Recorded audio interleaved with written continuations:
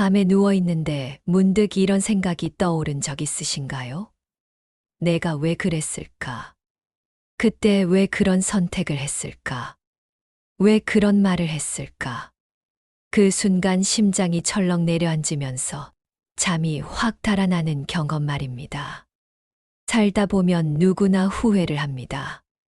젊었을 때는 실수해도 대수롭지 않게 넘길 수 있습니다. 잘못된 투자를 했어도 다시 벌면 되지 하고 털어낼 수 있었고, 사람과의 관계에서 서운한 말을 했어도 나중에 만나면 풀면 되지 하고 쉽게 생각했습니다. 하지만 세월이 쌓이고 나이가 들어갈수록 이야기가 달라집니다. 왜냐하면 젊을 때의 선택이 시간이 흘러 지금의 나를 만들었기 때문입니다.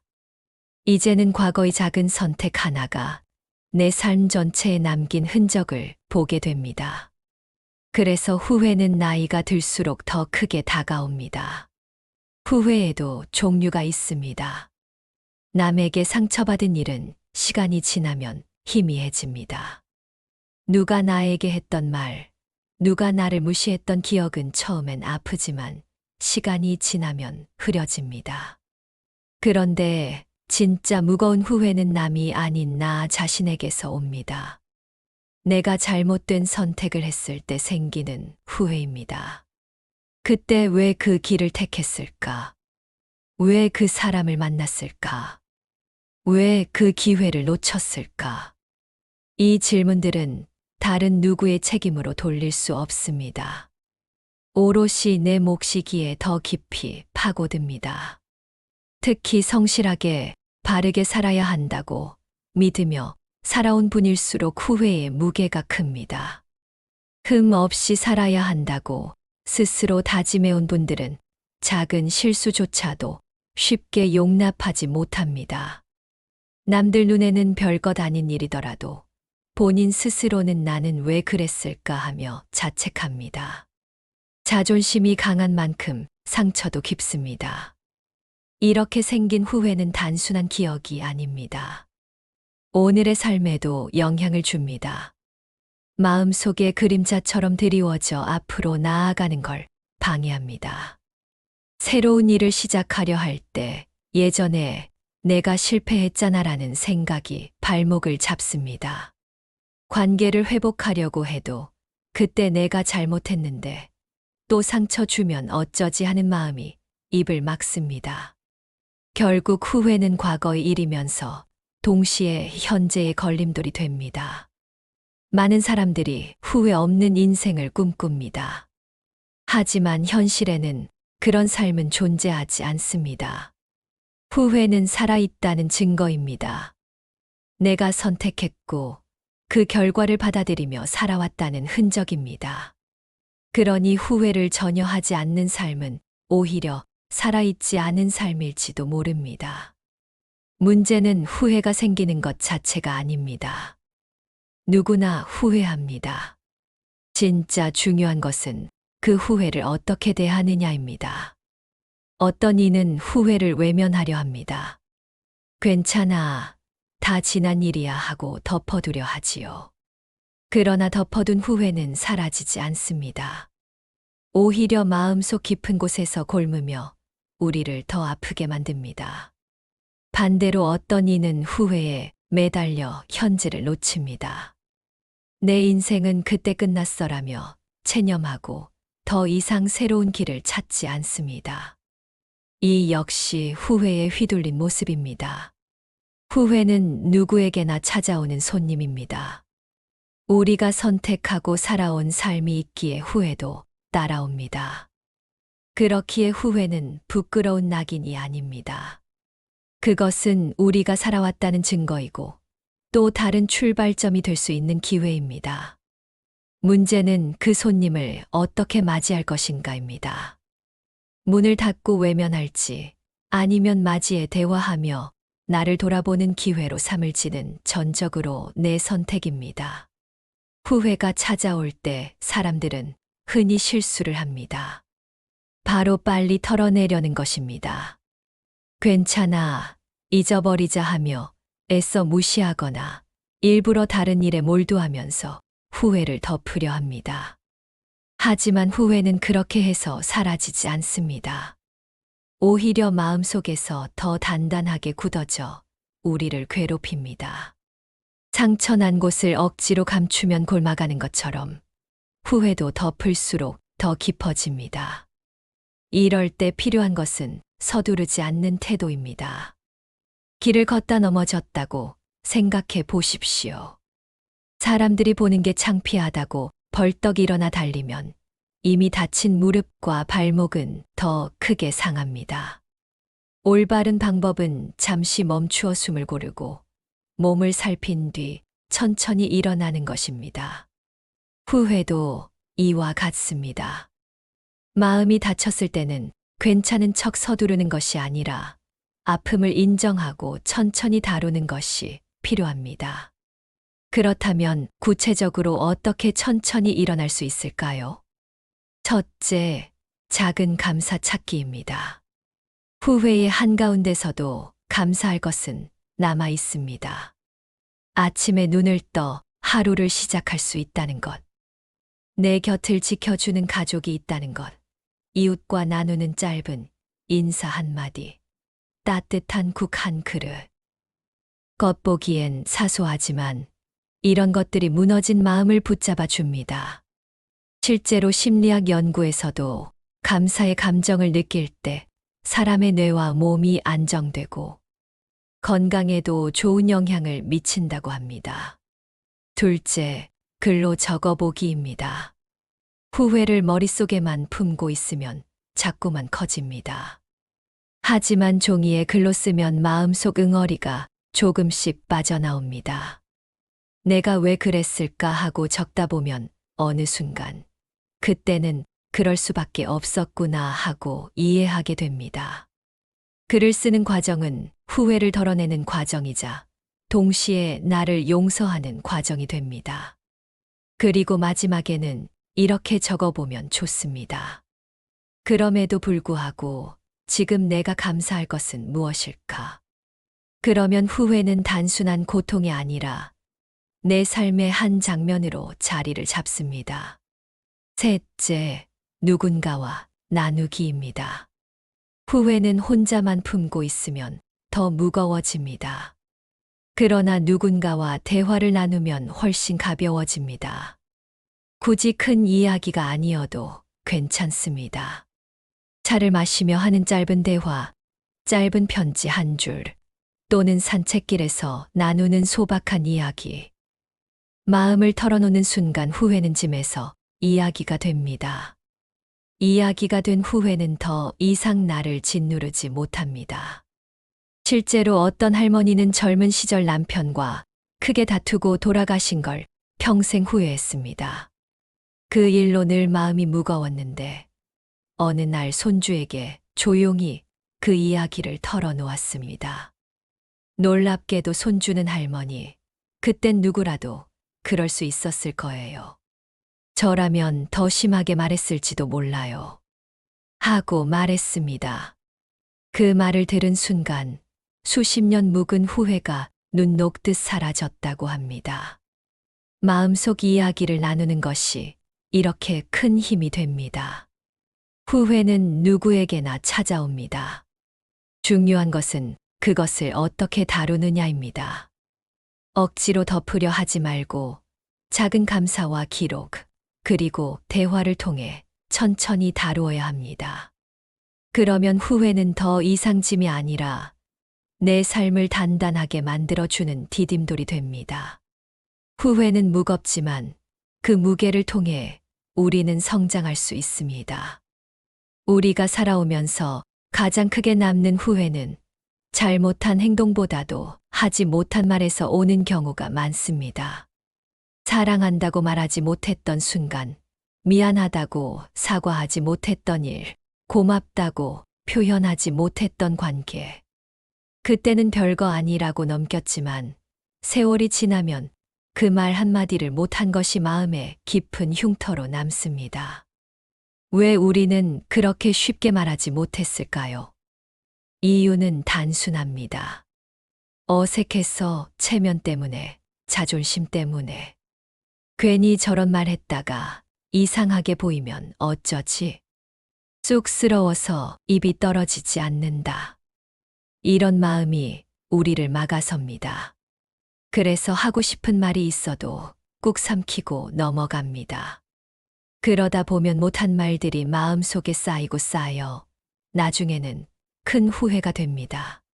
특히 가족 사이에서 이런 일이 많습니다. 평생 함께 살면서 속으로는 늘 고마웠지만 직접 말은 하지 못합니다. 자식에게 사랑한다라는 말이 목 끝까지 차올라도 아버지가 그런 말은 못하지 하며 삼켜버립니다. 아내에게 고마워라는 말을 하고 싶다가도 다 아는 얘기를 뭐 하러 해 하며 그냥 넘어갑니다. 하지만 시간이 흐르고 그 말을 전할 기회가 사라졌을 때, 그때 찾아오는 후회는 이루 말할 수 없이 무겁습니다. 한 노신사의 이야기를 들은 적이 있습니다. 그분은 평생 무뚝뚝하게 살아오셨습니다. 마음속으로는 아내에게 늘 감사했지만 단 한 번도 직접 말하지 않았습니다. 그러던 어느 날 아내가 갑작스럽게 세상을 떠났습니다. 장례식장에서 그는 관 앞에 서서 오열했습니다. 여보, 고맙다. 미안하다. 사랑한다. 그 말은 너무 늦었습니다. 아내는 들을 수 없었고 그분은 평생 그 후회를 안고 살아야 했습니다. 그때 한 번만 용기를 냈더라면 그 말이 입술 끝에서 흘러나오지 못했던 것이 평생의 짐이 되어버린 것입니다. 반대로 어떤 이는 용기를 냈습니다. 평생 무뚝뚝했던 아버지가 어느 날 전화를 걸어 아들에게 이렇게 말했습니다. 아들아, 내가 있어서 든든하다. 아버지는 내가 참 고맙다. 아들은 그 자리에서 눈물이 왈칵 쏟아졌습니다. 아버지가 그런 말을 다 하시네.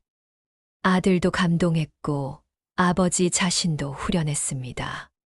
평생 하지 못했던 말을 단 한 번 했을 뿐인데 그 말은 서로의 마음을 단단하게 묶어주었습니다. 진심을 꺼낸다는 건 이렇게 큰 힘을 가집니다. 우리는 종종 술자리를 빌려서야 마음을 꺼내곤 합니다.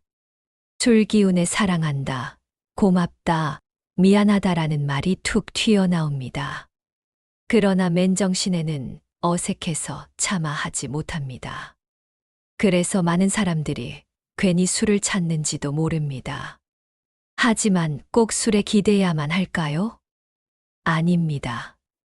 진심은 술잔에 실려야만 나오는 것이 아닙니다.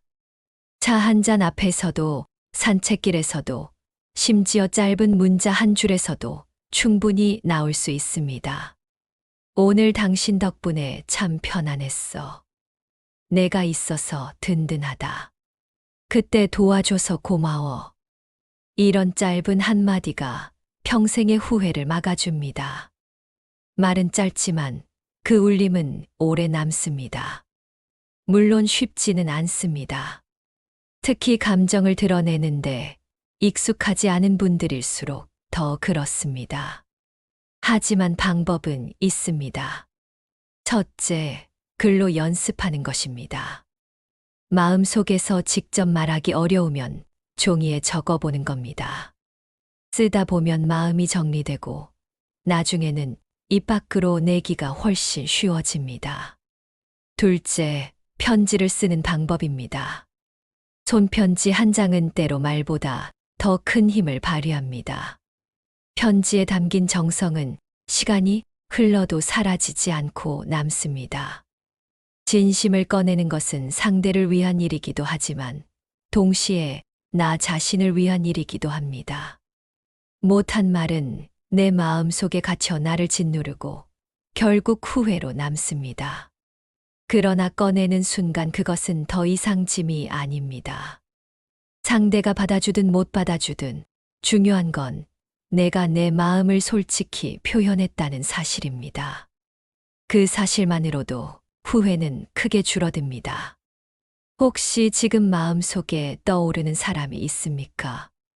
고마운데 표현하지 못한 사람, 미안한데 사과하지 못한 사람, 사랑하지만 말하지 못한 사람. 그 사람에게 오늘이라도 짧게 한마디 전해 보십시오.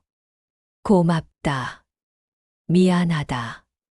사랑한다. 그 한마디가 남은 삶의 후회를 크게 줄여줄 것입니다. 진심을 말하는 것은 용기가 필요합니다. 하지만 그 용기는 우리 삶을 가볍게 하고 따뜻하게 만듭니다. 결국 가장 큰 후회는 하지 않은 말에서 옵니다. 그 작은 용기의 부재가 평생의 짐이 됩니다. 그러니 늦기 전에 지금 바로 마음속에 있는 말을 꺼내십시오. 그 말은 상대를 살리고 동시에 나 자신을 살릴 것입니다. 살아온 세월을 돌아보면 누구나 후회가 있습니다. 아주 사소해서 웃으며 이야기할 수 있는 것도 있지만 어떤 후회는 평생 마음속 깊이 남아 지워지지 않습니다. 그때만 그랬어도 지금은 달라졌을 텐데. 그때 용기를 냈다면 이렇게 살지 않았을 텐데. 우리는 이런 생각을 하며 과거를 붙잡곤 합니다. 그러나 아무리 곱씹어도 과거는 바뀌지 않습니다. 이미 지나간 길이기에 다시 걸어 들어갈 수는 없습니다. 그렇다고 해서 후회를 무조건 잊어버리려고만 하면 어떨까요? 처음엔 잠시 잊히는 듯 하지만 시간이 흐르면 다시 불쑥 떠오릅니다.